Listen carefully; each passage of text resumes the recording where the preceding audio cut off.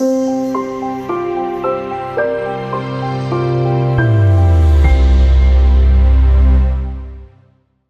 primer lugar, quiero, además de saludarlos fraternalmente a todos ustedes, saludar la realización de este evento y transmitirles el saludo del rector de la universidad, Roberto Marcarián, que no pudo estar presente por estar todavía de viaje. Tengo la alegría de que me haya delegado la presencia aquí, siendo este uno de los temas que más me interesan en la vida.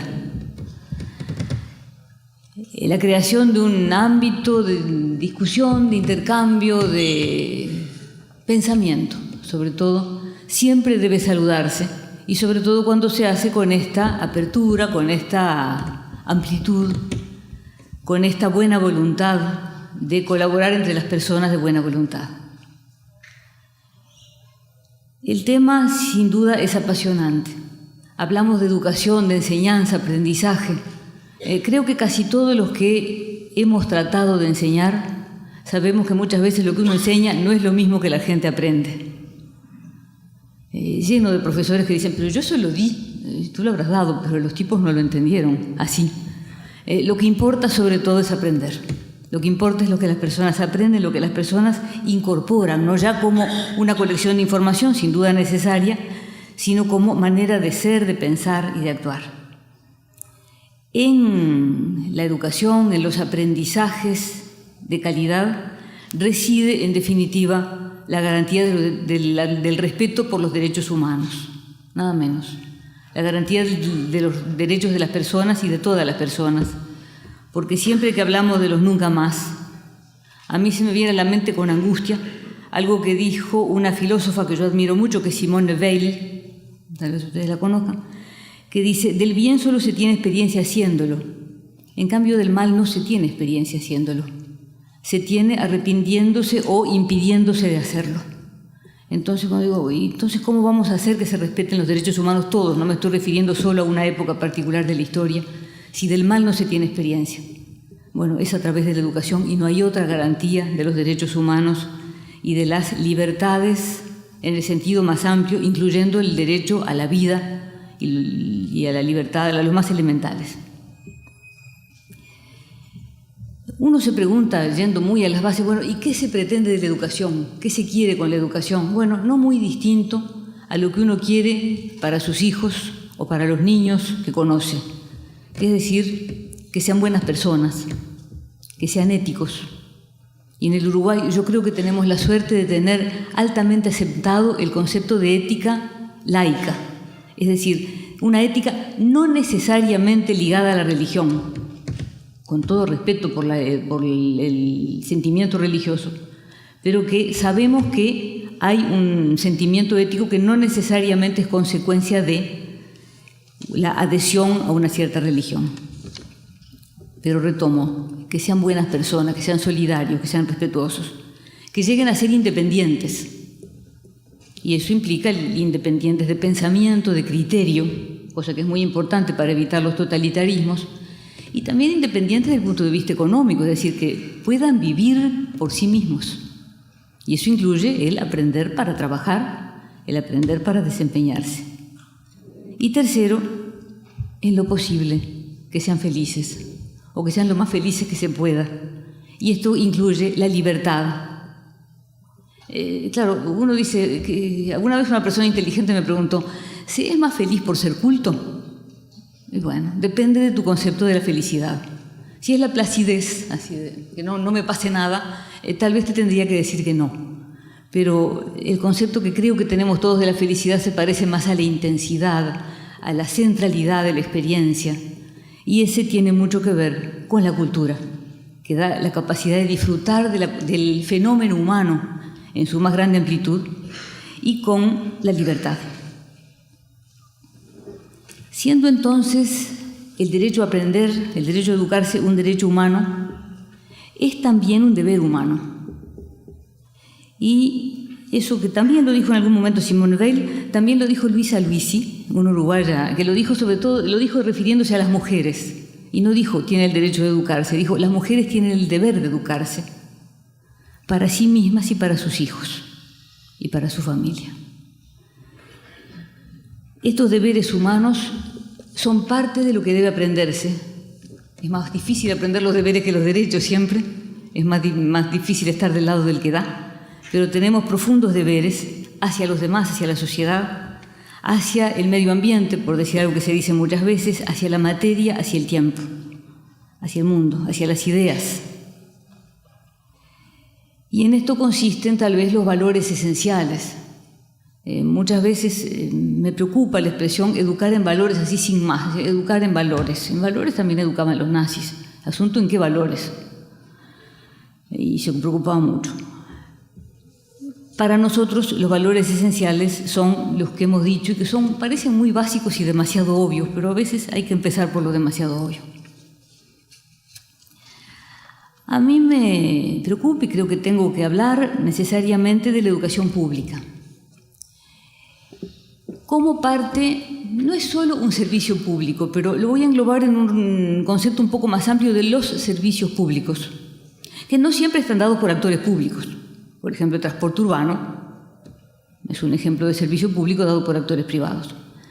Los servicios públicos de buena calidad, en que las personas sepan que son titulares de un derecho y que pueden exigir, son tal vez una de las garantías mejores de una equidad durable. Quiero decir, creo que a todos nos preocupa mucho el tema de la equidad y de la igualdad y del igual acceso. Si generamos, por ejemplo, un apoyo económico, lo tenemos que hacer muchas veces. Una sociedad no permite que sus miembros pasen hambre ni enfermedad. Pero eso no es durable en el sentido que si no se produce un cambio, si ese apoyo se quitara, se vuelve a la situación inicial. Los servicios públicos son una de las bases más importantes de la equidad durable, porque generan capacidades en las personas y generan además que toda la sociedad use ciertos servicios. Lo que es muy peligroso es cuando se crea la idea de que hay servicios para pobres y servicios para clases medias, porque entonces los servicios para pobres no se preocupan de su calidad y se entiende como que no hay derecho a exigir, que eso está dado, que eso ya está provisto y que entonces hay que aceptar lo que se da. Esto que digo de los servicios públicos se aplica con especial énfasis a la educación. Y en esto la educación pública, sin pretender ser exclusiva, juega un papel absolutamente fundamental en este país. No solo porque acude a ella el 85% de los alumnos, casi en cualquier nivel en que las miremos, salvo tal vez el de los niños muy pequeños, es decir, lo que se llama jardines de infantes o educación inicial, sino porque constituye una especie de plataforma básica que en la historia de este país, al menos desde el vallismo y tal vez antes, constituye como una garantía de servicio público mínimo aceptable y que a veces ese mínimo no es tan bajo. Una plataforma de educación, salud, vivienda. El poder dar una plataforma, digamos, que es el mínimo al que se tiene derecho, al que tiene derecho el ciudadano, es un rol importantísimo del Estado, que en esto tiene que jugar roles muy importantes.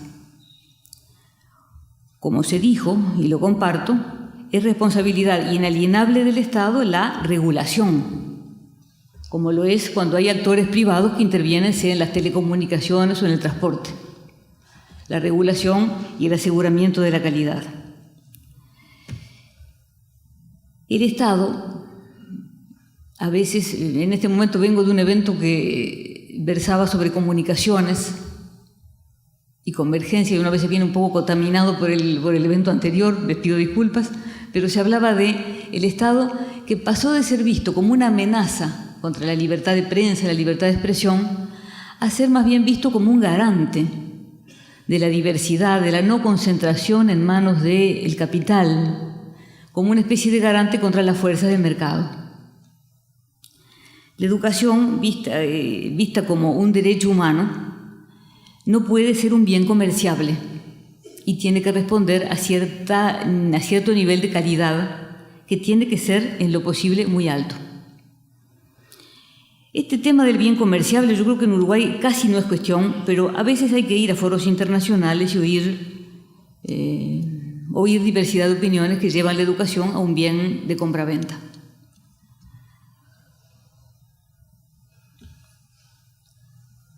El rol de la educación pública, entonces, poniendo una plataforma común, es esencial y es además esencial para el resto de todo el sistema educativo. Después de todo, también los docentes de la educación privada muchas veces provienen de la educación pública. También a todos nos preocupa que toda la educación sea buena y nunca deseamos que no lo sea, al contrario. En general, la educación pública y en particular la universitaria provee personas formadas, docentes, a todo el sistema educativo, sobre todo por su estilo de universidad más humboldtiana que napoleónica, basada en la investigación.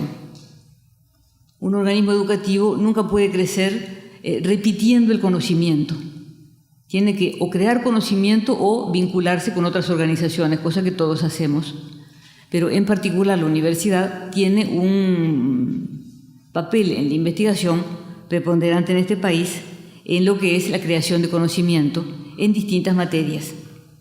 Y tal vez deberíamos ser más fuertes en lo que es el conocimiento en educación o la investigación en educación.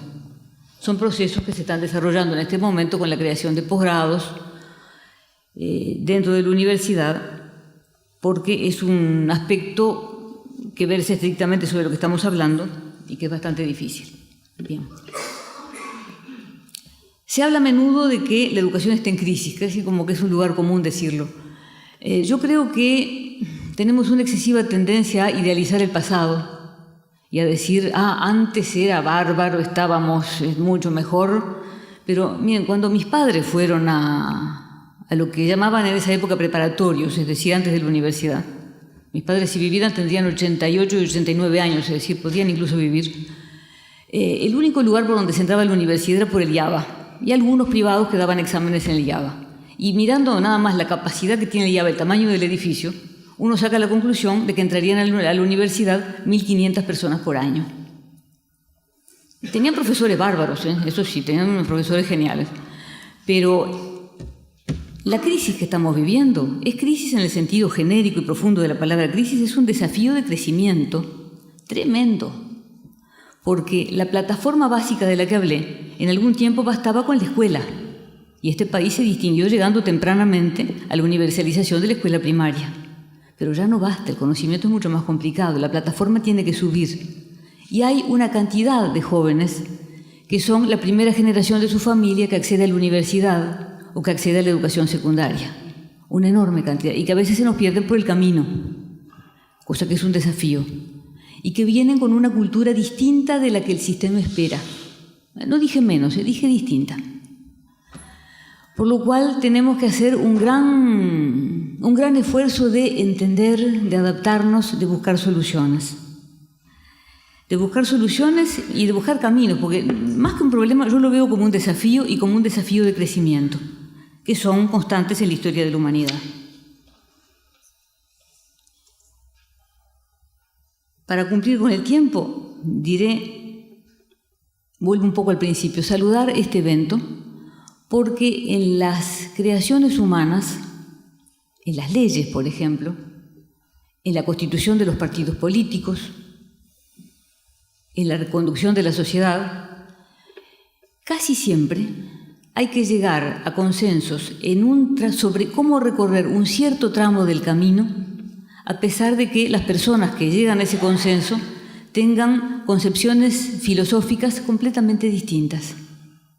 ¿Por qué? Porque estamos tan lejos, que tenemos un largo camino para recorrer, que se recorre desde el humanismo, la buena voluntad, y que tenemos amplia cancha para caminar juntos y buscar los mejores caminos para todos. Eso no significa anular diferencias ni concepciones, eso significa respetarlas.